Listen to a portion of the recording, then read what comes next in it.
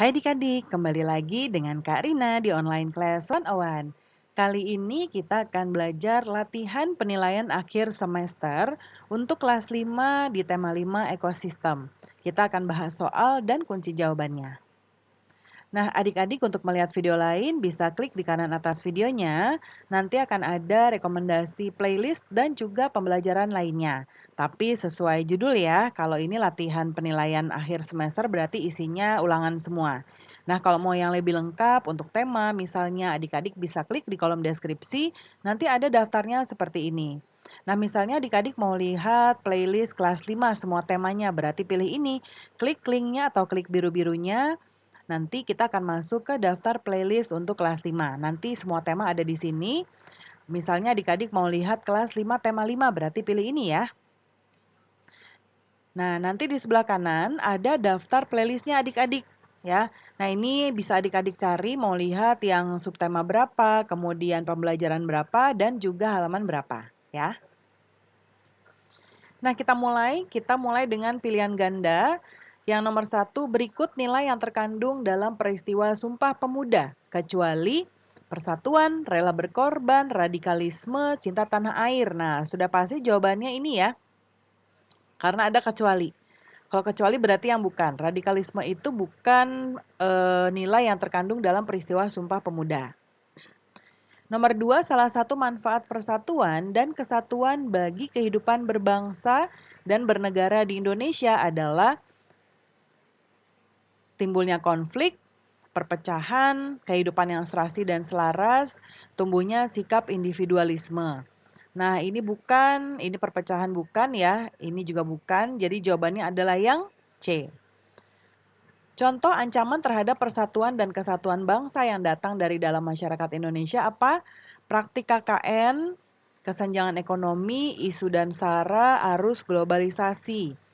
Nah, ini ancamannya adalah globalisasi ya adik-adik, karena dari ya.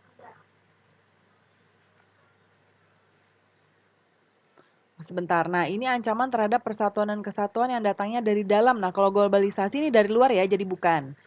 Praktek KKN ini bukan merupakan ini korupsi ya. Kemudian ini kesenjangan ekonomi. Nah, ini semua dari dalam nih adik-adik. Ya, isu sara juga dari dalam. Nah, mungkin di sini Karina tambahkan harusnya ada kecuali ya supaya jawabannya nanti adalah ini ya. Kemudian, bagaimana nilai persatuan dan kesatuan diterapkan pada peristiwa proklamasi kemerdekaan Republik Indonesia? Nah, ini Karina ulang ya, bagaimana nilai-nilai persatuan dan kesatuan diterapkan pada peristiwa proklamasi kemerdekaan Republik Indonesia. Perjuangan dan pengorbanan, balas dendam, peperangan, amarah dan penjajahan. Nah, ini diterapkan yaitu perjuangan dan pengorbanan ya adik-adik ketika peristiwa proklamasi. Yang nomor 5, berikut sikap yang memperkuat persatuan dan kesatuan bangsa. Toleransi, memilih teman yang sepaham ini bukan. Ya, gotong royong, tolong menolong. Yang memperkuat, nah ini Karina tambahkan lagi nih soalnya ada yang kurang karena ini betul semua jadi kita tambahkan kecuali. Ya, baru benar nanti jawabannya yang ini. Ya.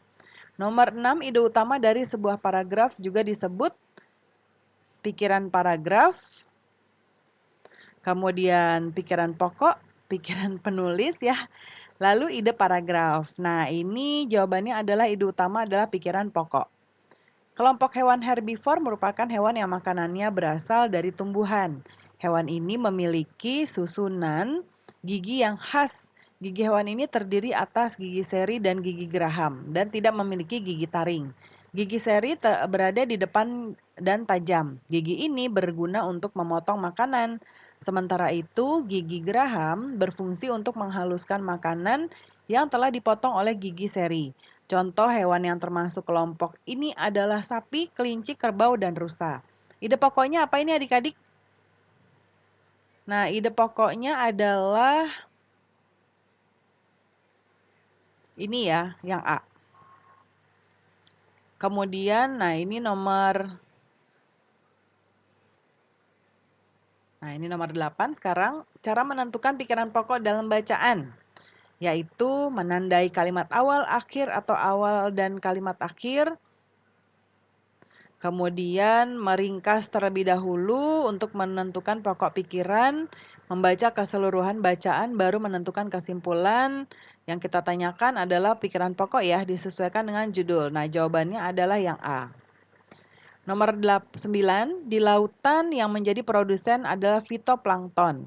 Fitoplankton ialah sekumpulan tumbuhan hijau yang sangat kecil ukurannya dan melayang-layang dalam air. Konsumen satu adalah zooplankton, hewan pemakan fitoplankton. Konsumen 2 adalah ikan-ikan kecil, konsumen 3 adalah ikan-ikan sedang, dan konsumen 4 adalah ikan-ikan besar. Ide pokoknya adalah, nah ini D ya adik-adik ya, di lautan yang ini. Kemudian berikutnya nomor 10. Nah ini kita bisa baca dulu ya, soalnya agak cukup banyak, jadi Kak Rina langsung ke jawabannya. Informasi apa yang diperoleh dari paragraf di atas? Nah, ini adalah selain dikenal sebagai negara maritim ya, yang di sini nih. Ya, sampai sini. Kemudian nomor 11, negara yang memiliki luas laut lebih besar dibanding dengan luas daratan yang terdiri atas pulau-pulau. Oleh karena itu, penduduk yang tinggal di negara maritim banyak memanfaatkan sumber daya kelautan untuk memenuhi kebutuhan hidupnya. Nah, ini disebut apa?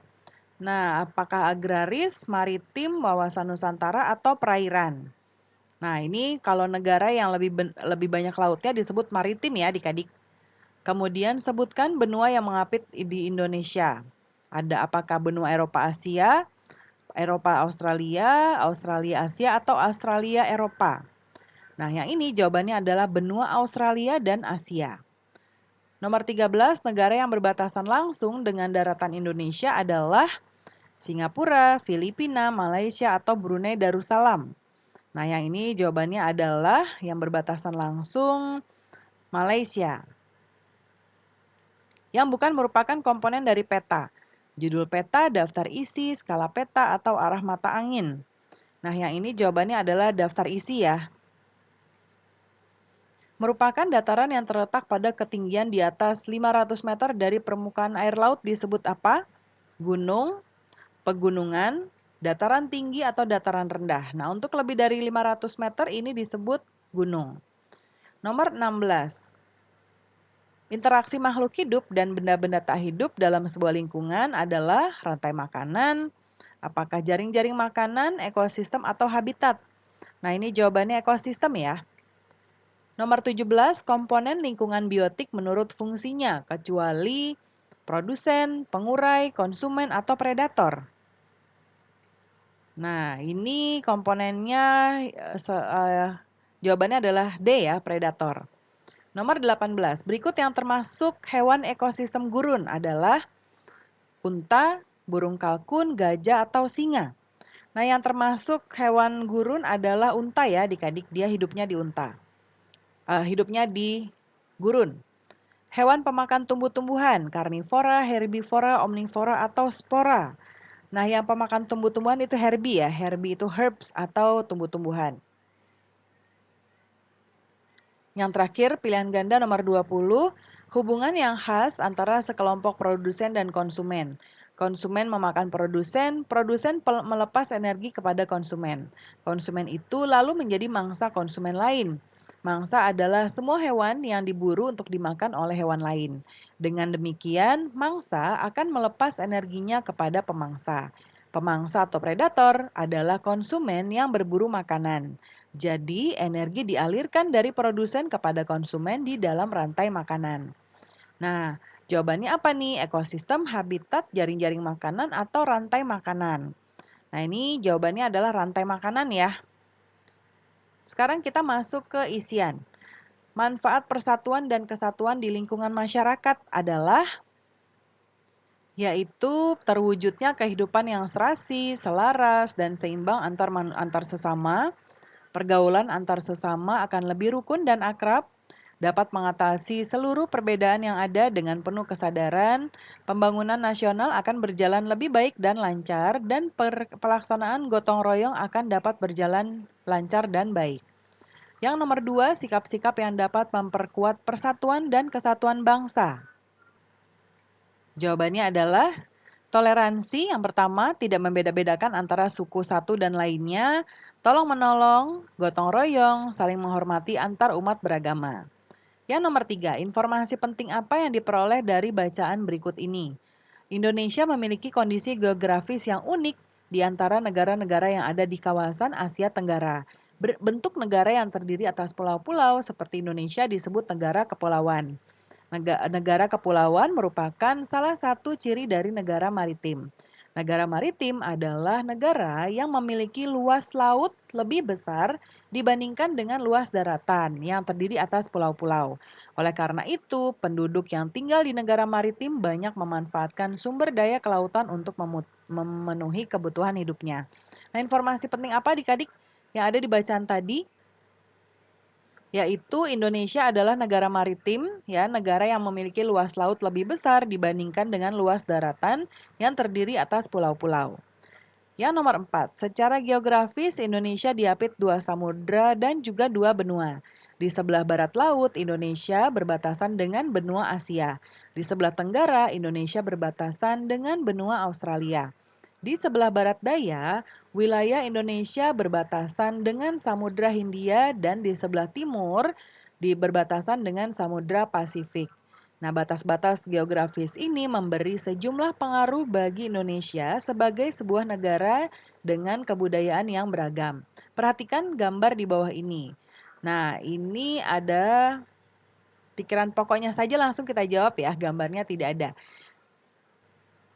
Jadi, pikiran pokoknya adalah secara geografis Indonesia diapit dengan dua samudra dan juga dua benua. Ini ya. Kemudian nomor 5, apa yang dimaksud dengan peta beserta fungsinya apa? Peta adalah gambaran permukaan bumi yang digambar pada permukaan datar dan diperkecil dengan skala tertentu dan juga dilengkapi simbol sebagai penjelas ya. Nah, fungsi pembuatan peta adalah yang pertama menunjukkan posisi atau lokasi relatif atau letak suatu tempat dalam hubungannya dengan tempat lain di permukaan bumi. Lalu yang kedua, memperlihatkan atau menggambarkan bentuk-bentuk permukaan bumi, misalnya bentuk benua dan gunung, sehingga dimensi terlihat dari peta. Yang ketiga, menyajikan data tentang potensi suatu daerah, kemudian memperlihatkan ukuran karena melalui peta dapat diukur luas daerah dan jarak dari atas permukaan bumi. Yang keenam, sebutkan komponen-komponen dari peta. Nah, komponen-komponen dari peta yaitu judul peta, skala peta, arah mata angin, simbol peta, inset, kemudian legenda, dan juga ada warna peta. Yang ketujuh, sebutkan contoh pemanfaatan sumber daya alam berdasarkan ketampakan alam daerah masing-masing pada masyarakat di Indonesia.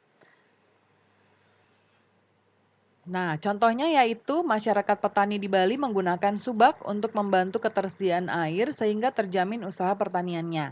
Yang kedua, masyarakat petani Brebes memanfaatkan daerahnya sebagai penghasil bawang merah nasional. Masyarakat nelayan di Banyuwangi memanfaatkan hasil ikannya. Nah, kemudian yang nomor 8, sebutkan produsen, pengurai, dan konsumen pada gambar rantai makanan di bawah ini ya.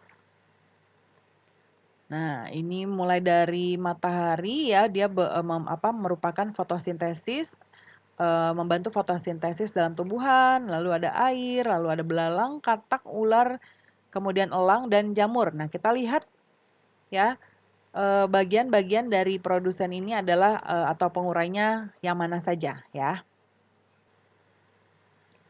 Kita mulai dari produsennya yaitu rumput, ya, pengurainya adalah jamur. Kemudian konsumen satu belalang, ya ini konsumen kedua katak, ular, kemudian terakhir ada elang, ya. Kemudian nomor 9, sebutkan dan jelaskan jenis-jenis simbiosis.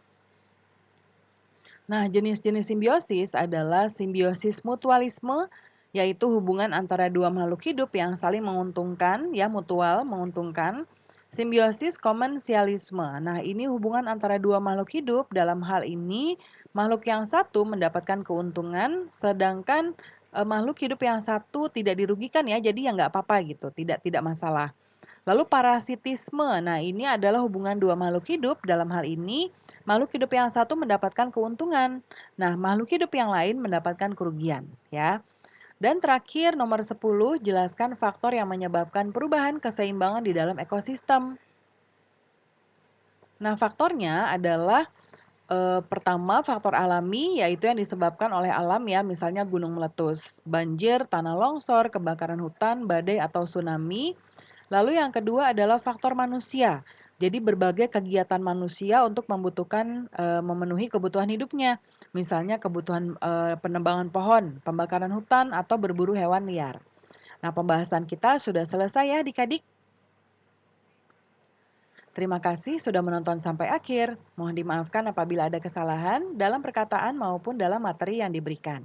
Sampai jumpa di pembelajaran berikutnya.